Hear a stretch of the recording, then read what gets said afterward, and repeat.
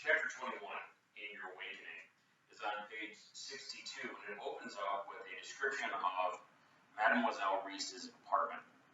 And it specifically says that one of the reasons she chose apartments up under the roof was to discourage the approach of beggars, peddlers, and callers. I look at this and I think even more significant is the fact that she lives apart from everybody else. I equate this with what becomes Edna's home as she moves out of the colonial estate and she moves into the pigeon house. So I certainly think that that is hugely significant. I also look at that second sentence or the third line, and it says there were plenty of windows in her little front room. They were for the most part dingy, but as they were nearly always open, it did not make so much difference. Notice how in The Story of an Hour, and we see it also in the yellow wallpaper, this idea of the open window. It is a vision to the outside, but it's a window, not a door, so you can't have your characters make that particular escape. So I think that's a significant image there on page 62 in your text. Top of 63, when Edna knocked on Reese's front room door and entered, she discouraged that person standing beside the window, engaged in mending or patching an old prunella gaiter. The little musician laughed all over when she saw Edna. Her laugh consisted of a contortion of the face and all the muscles of her body.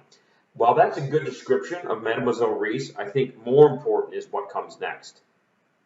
She seemed strikingly homely, standing there in the afternoon light. She still wore the shabby lace and the artificial bunch of violets on the side of her head. But this is a direct characterization of Mademoiselle Reese and how she absolutely belongs in her particular environment, that apartment up under the roof, separated from everybody else. There's nothing wrong with it. Building on that, it says at the bottom of the next major paragraph, she took Edna's hand between her strong, wiry fingers, holding it loosely without warmth, and executing a sort of double theme upon the back and palm. She takes Edna's hand, and while she's drumming music on it, that's not what I want you to identify. Look at how it describes her hands, her strong, wiry fingers.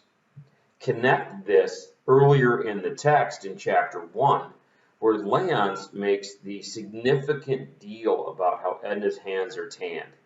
And even further, where it talks about how Edna has strong, manly hands. This is where we're seeing that symbol repeating itself in the work. So I think that's incredibly important to start this off. On page 64, we learn a couple of things. We have the focus on the letter from Robert. Shouldn't be that big of a deal, but Edna's hugely concerned that he's going to say something of value about her. But again, here on 64, he does not. But we certainly have music, and then we have the idea Edna says right in the middle of the page in response to Mademoiselle Reese. Well, you've told me nothing of yourself. What are you doing? Painting, laughed Edna. So in Edna's awakening, she is certainly attaching herself to art and the significance of art and the role that it plays in her life. One more significant idea here is that this is where Mademoiselle Reese says, and moreover, to succeed, the artist must possess the courageous soul. So in your notes should be that idea of the courageous soul, because really this is what Edna is awakening to. To succeed, the artist must possess the courageous soul. And Edna questions that, and Mademoiselle Reese says that's the soul that dares and defies.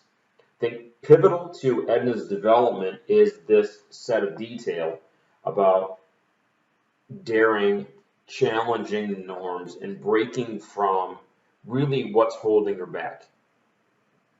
So again, significant ideas.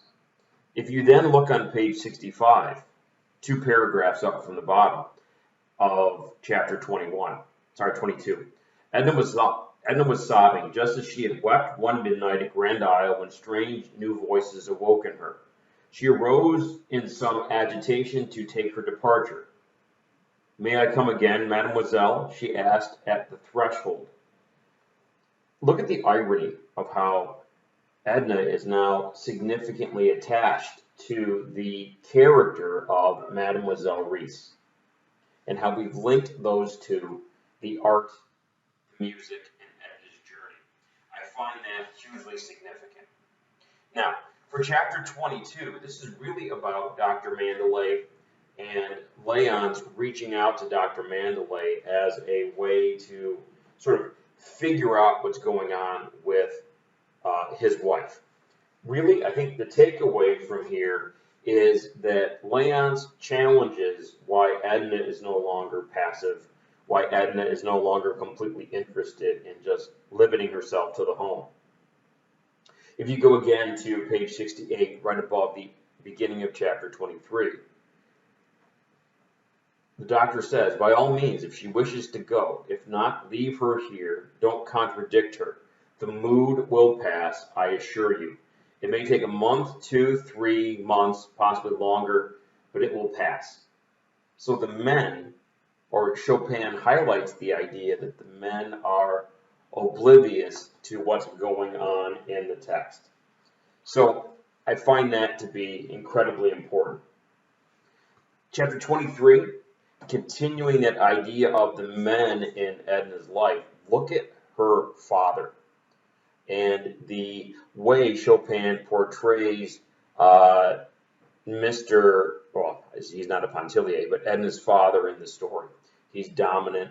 She's intimidated by him. I find it extraordinarily significant in that chapter that she stands up to her father, especially in regards to going to a wedding. And I find that to be a nicely significant idea in the text. So that should walk you through those first 3 chapters, 21, 22, and 23, so that you know exactly where you are.